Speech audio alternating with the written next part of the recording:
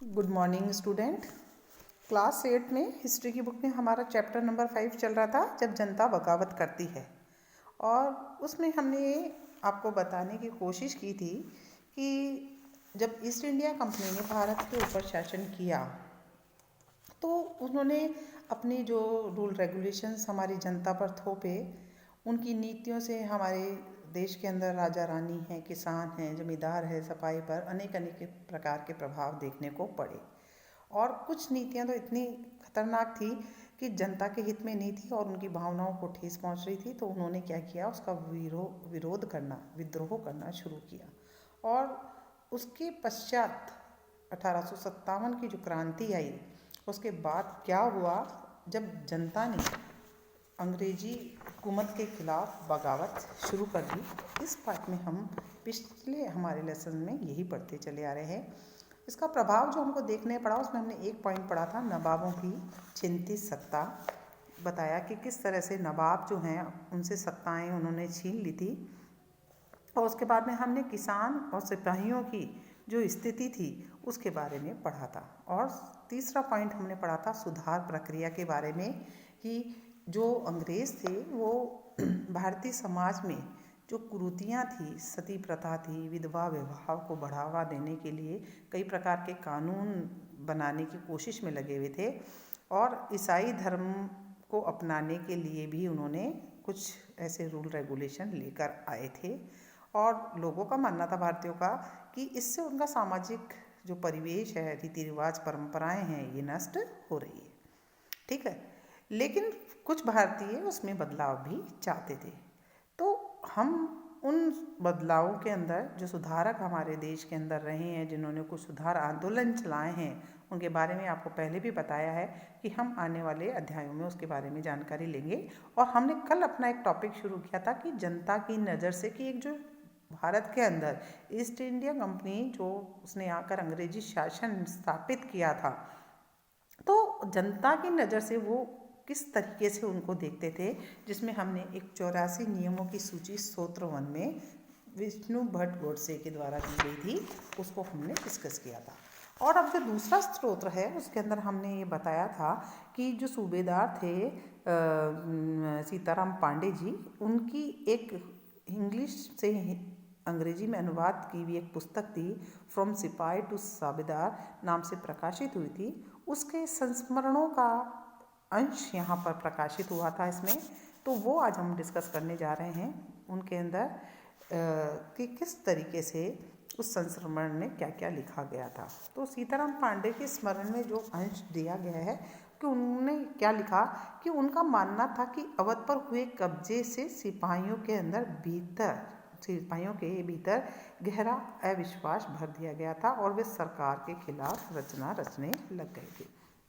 कहते ना, अवध पे अंग्रेजों ने कब्जा किया तो सिपाहियों के अंदर क्या हुआ, अविश्वास पैदा हो गया और वह सरकार के खिलाफ क्या करने लगे, साजिशें यानी व्यूह रचना रचने लगे। अवध के नवाब और दिल्ली के बादशाह के नुमाइंदों को सेना की नब्ज जानने के लिए पूरे भारत में भेज दिया गया। उन्होंने सिपाहियों की भावनाओं को और हवा दे दी। उन्होंने सिपाहियों को बताया कि विदेशियों ने बादशाह के साथ कितना बड़ा धोखा किया है, मतलब उनको उकसाना शुरू किया। कैसे कि उन्होंने बताया कि बादशाह के खिलाफ उन्होंने किस तरह से धोखा किया। उन्होंने 1000 झूठ और अफवाहों के रूप में गढ़ डाले। सिपाहियों को अपने मालिकों और अंग्रेजों के खिलाफ बगावत करने के लिए उन्होंने उनको प्रोत्साहित किया, ताकि दिल्ली के जो बादशाह थे उनको दोबारा से गद्दी पर बैठा दिया जा सके।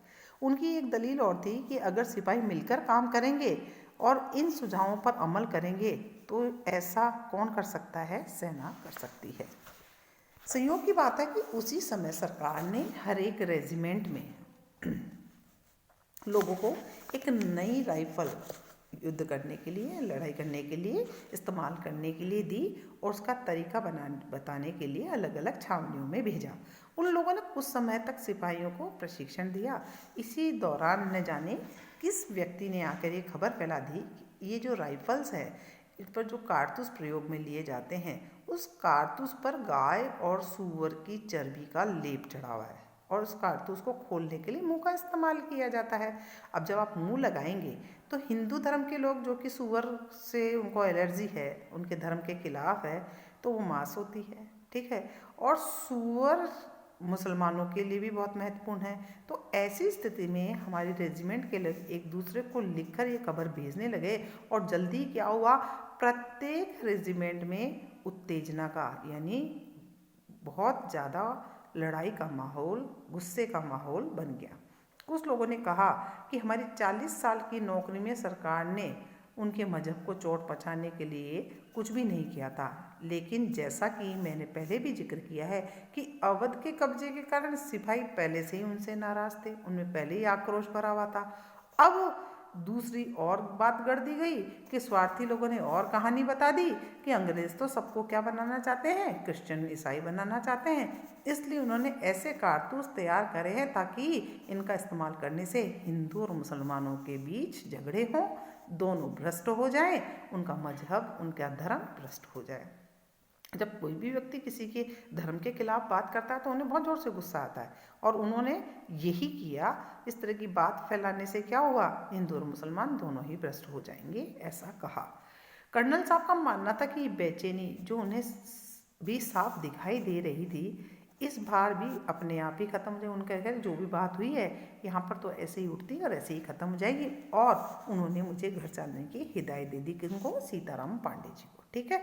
ये अंश लिया गया है फ्रॉम सिपाही टू साबेदार के पृष्ठ संख्या 162 और 63 से। तो ये आपको दो स्त्रोत्र बताए हैं कि जनता की नज़र में, जनता की नज़र से जनता क्या उनके बारे में सोचती थी। यहाँ पर एक चित्र है जिसमें मेरठ के अंदर जो विद्रोही है सिपाही अफसर पे हमला करते हैं, उनके घर में घुस जाते हैं और इमारतों में क्या करते हैं आग लगा देते हैं, क्योंकि वो अंग्रेजों की खिलाफत पे उतर आए। और ये खिलाफत जो हुई है वो क्या बन गया, एक तरीके से जो सैनिकों में इस तरह की भावनाएं आई तो सैनिकों ने विद्रोह करना प्रारंभ कर दिया। किनका, अंग्रेजों का, सरकार का, शासन का। तो अब जो सैनिक विद्रोह हुआ, जिनको ये कारतूस उपयोग में लेने के लिए दिए गए, उनमें इतना भयंकर विद्रोह हुआ कि ये सैनिक विद्रोह न रहकर क्या हुआ, जन जन का विद्रोह बन गया। सैनिक विद्रोह क्या बन गया, जन विद्रोह बन गया। तो जन विद्रोह में क्या हुआ, यद्यपि सबसे पहले हम सैनिक विद्रोह के बारे में जानते हैं। सैनिक विद्रोह क्या होता है, जब हमारे यहाँ आपको पता है सैनिक जो सेना में कार्य करते हैं तो उनके कुछ अफसर होते हैं जो उनको आदेश दिया करते हैं और वह आदेश की पालना करते हैं। जब एक सिपाही इकट्ठा होकर अपने जो सैनिक अफसर होते हैं उसके आदेश को मानने से मना कर देते हैं, यानी कि हम नहीं मानेंगे आपके, तो क्या हुआ, अपने मालिक, जैसे राजा जो बात कहते हैं और राजा के जो काम करने वाले हैं, राजा की जनता प्रजा है, उसकी बात को न मानकर उसकी खिलाफत करती है तो हम कहते हैं ना राजद्रोह कर रहे हैं, राज विद्रोह कर रहे हैं।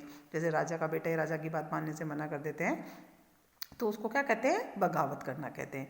तो ठीक उसी प्रकार जब सैनिक अपने सैनिक अफसरों की हुक्म और आदेश को मानने से इनकार कर देता है तो उसको हम कहते हैं सैनिक विद्रोह। और सैनिक विद्रोह जन विद्रोह कैसे बना, यद्यपि शासक और प्रजा के बीच संघर्ष कोई अनोखी बात नहीं है, राजा प्रजा में भी झगड़े होते हैं, लेकिन कभी कभी ये संघर्ष, उनकी लड़ाई इतनी ज़्यादा फैल जाती है कि राजा की सत्ता छिन्न भिन्न हो जाती है।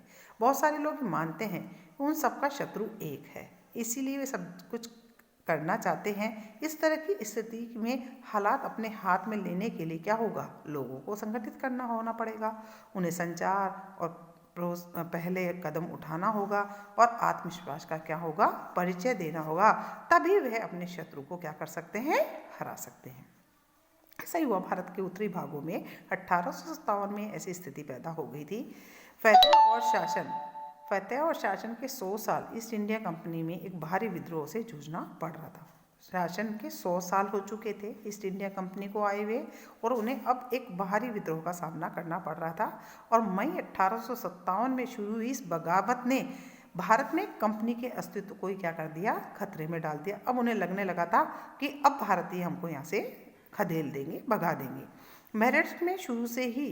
मेरठ से शुरू करके सिपाहियों ने कई जगह बगावत की। समाज के विभिन्न तबकों के असंख्य लोग विद्रोह के तेवरों में खड़े हो गए और कुछ लोग मानते हैं कि 19वीं शताब्दी में उपनिवेशवाद के खिलाफ दुनिया भर में ये सबसे बड़ा सशस्त्र संघर्ष था, जो कि जन विद्रोह के रूप में हुआ।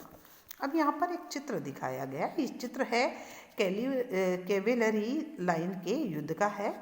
3 जुलाई 1857 में 3000 से ज़्यादा विद्रोही बरेली से दिल्ली आ गए और यहाँ उन्होंने यमुना को पार किया और ब्रिटिश कैवेलरी चौकियों पर धावा बोला।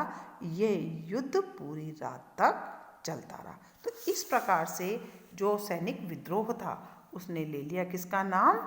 जन विद्रोह का नाम ले लिया और अंग्रेजों को भारत छोड़ने के लिए मजबूर करने की शुरुआत यहाँ से होना प्रारंभ हो गई थी। तो बच्चों आज के लिए